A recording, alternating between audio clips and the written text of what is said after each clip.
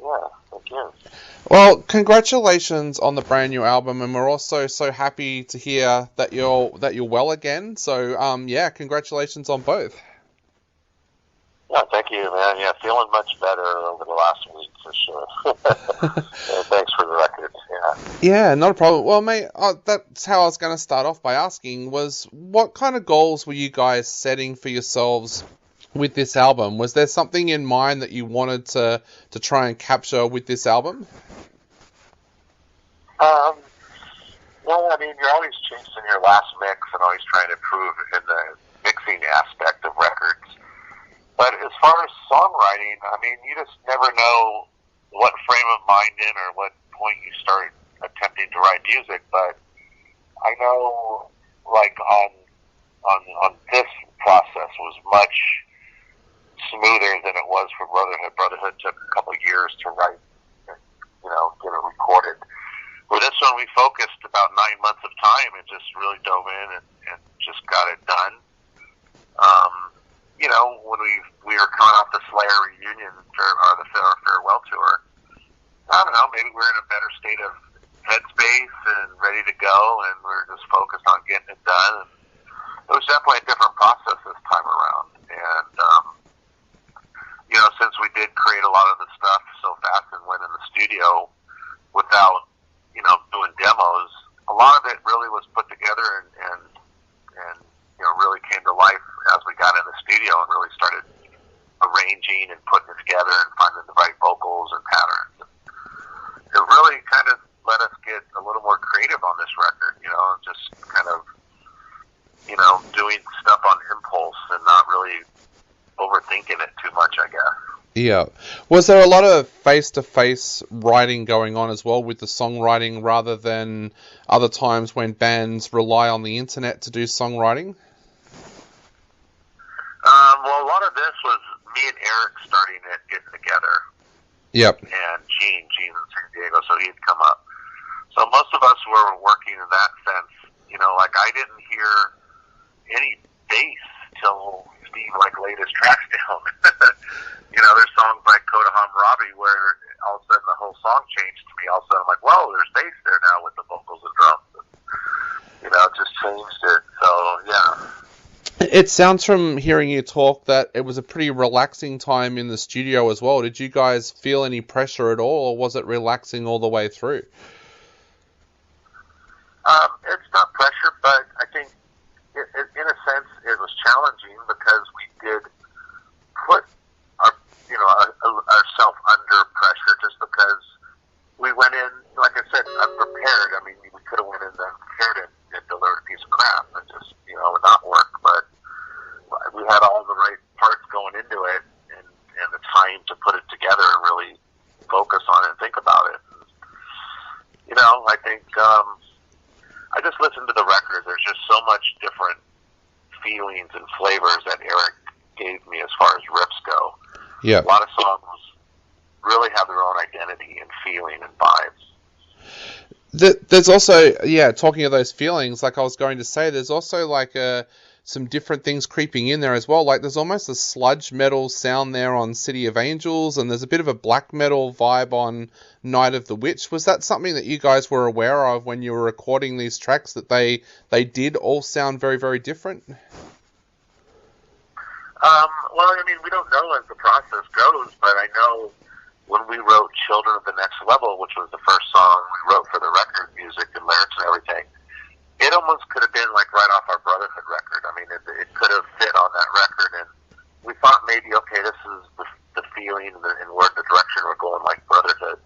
But then, like I said, Eric, just the more songs he gave me, they really started having this whole new vibe that I didn't hear from Eric, and he was choosing chord progressions for me to sing on, which in the past I probably would have challenged him on it and tried to change it to make it more suiting for me, but I didn't. And it just made me a little uncomfortable, but in a more of a creative way, in a sense. I think I've done things and found different voices that I haven't used before on this record, like City of Angels. I'm doing some different texture of my voice on that song, and I sang a couple harmonies in some of those bridges, and I never do that stuff, but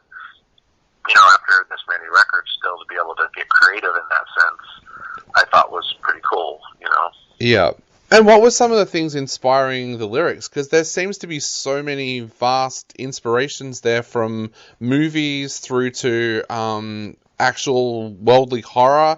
Tell us a little bit about what some of the things were that were inspiring you when you were writing the lyrics. Well, I write with Steve Susan from Exodus, and I write with Del James, a friend of mine from LA who we've worked for 20 years, I believe, or more. We come up with the ideas. We know, like when I write with Zach, we write more gorier kind of stuff, like, false prophets, Kirkland massacre, and we write a little darker stuff with him. But when I went down with Del's, he came up with City of Angels was his song, which is, about Richard Ramirez, the Night Stalker. Yep. And then Heaven's Gate, the Children of the Next Level, about the Heaven's Gate cult, them doing suicide, committing suicide and thinking they're going to board a comet. Yep. Take off and go to another level of human life. They just kind of, they were kind of, in that sense, for those songs, the right topic. But then they really shifted, like Code of Hammurabi or songs like Ishtar's Gate. Those ones had a really different mood to them and really is more inspired. And, like this, there's no big story to Ishtar's Gate. It's just we went, visited, and were inspired by it. So I figured I'll just write the story about Ishtar, Ishtar's Gate, and, protecting the gates of Babylon and all this. And it was kind of easy to put together at that point, Yeah. Song like Code of Hammurabi was kind of, Alex came up with that, which was basically like the first form of law, back when it was, eye for an eye, tooth for a tooth, you get caught stealing, you lose a hand, that kind of first form of law. And, just something as simple as that, made for something cool to write about. Yeah. Songs like Curse of Osiris, same thing. Just going to use this character and restating a story that we know of Osiris. Yeah. And you got to work with Juan Ortega and Andy Sneap on this album. Tell us a little bit about what you think they bring to the album as well. Well, as far as Juan, he does all the tracking for us here in the Bay Area. He's been working with us for quite some time. And he's always there, especially like this record. We were doing a lot of creating vocal parts and finding words and stuff in the studio on the spot. And Juan was really good on this record about putting his input in. If it was a vocal melody or a word or, he got a lot of ideas for us to keep trying and experimenting. And so really wanted to give him a little more credit on this one instead of just the engineer. But I thought he did a great job of being a part of this record. And Andy, I had to say, I think this is probably his best mix for us ever, maybe even one of his best mixes. He was on tour with Judas Priest for a couple of years and got a break, and I think maybe he was eager to get back into the studio, and to our benefit, he did a really great job mixing this record. Yep. Yeah.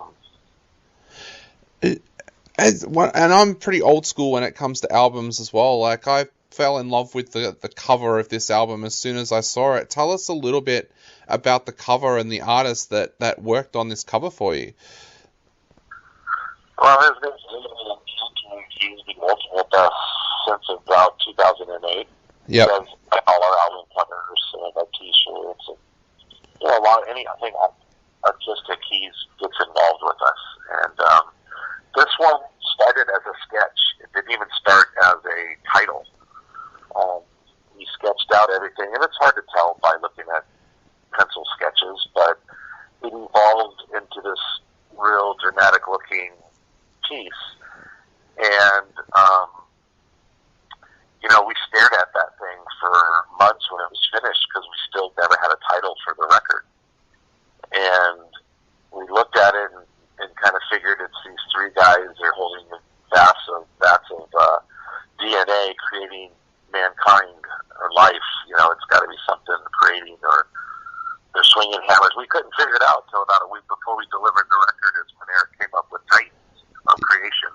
Yep. And it kind of made sense. especially the way we created the songs and the process we went through to create the record. Yeah. Also, I was like, yeah, that's it. Titan creation. The guys on the cover look like Titans. Yeah. That makes sense, and it all fell into place at that point. It is such an amazing title. And mate, I've got to ask, like, we're all in lockdown here at the moment, and you guys had to cancel your Australian tour, but how does the world being in lockdown also change now how you promote the album? Because you can't go out and do shows to promote it, so how does that change everything? We said you can't even go out to buy it. Yeah. You know, that's even stopped. So, yeah, I mean, you got to carry on. I mean, I think everybody's glad their records aren't coming out. I mean, we already put the promotion in motion. So, you know, I mean, I think I believe in this record enough where people are got a lot of time on their hands. Maybe they'll be pumped up to hear some new music and, you know, be pumped with these songs and really absorb it by the time we get back on tour. Yeah. Ready to get out there and see these songs play live. The good thing is for your Australian fans, we can actually go out and buy the album because one of the stores that's been allowed to remain open sells CDs and vinyl. So, yeah, Wow. Yeah, here in Australia, we can actually go out and get it, which is great. Oh, shit. That's awesome. Yeah. I've got to ask, one of the things that really hit me with this album was it sounds like an album that's going to sound great live. How excited are you guys about being able to get out there and play it live? You know, we played Night of the Witch, the whole tour we just finished in Europe on Bass Tracks Back. And I think in March we started playing Children of the Next Level. And those songs, they came together really quick and they just have a really good live feeling. And it's the same thing off the last record. We played a lot going out of the gate, which I think on this record we'll probably do the same thing, either 4 or 5 new cuts once we get back out on the road. Yep. Well, mate, I know we are right out of time, but I'd love to ask just before I go, is there anything you would like to say to your Australian fans out there before they go out and grab their copy of the album?